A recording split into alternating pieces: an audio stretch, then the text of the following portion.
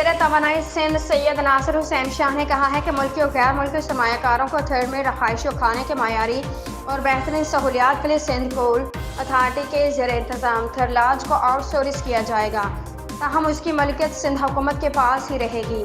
सूबाई वज़ीर ने एनर्जी डिपार्टमेंट मुसद्दिक़ अहमद खान को हिदायत की कि वह इस सिलसिले में तमाम तर कानूनी निकात का जायज़ा लेकर अपनी तजावीज़ पेश करें। इजलास में director general Sindh coal authority Haq Nawaz Sher, MD third coal energy board Tariq Ali Shah के अलावा दीगर अफसरान भी शरीक थे। वज़ीर तवानाई सिंध सैयद नासिर हुसैन शाह की ज़ेर सदारत सिंध कोल अथॉरिटी के इजलास में अहम फैसले किए गए।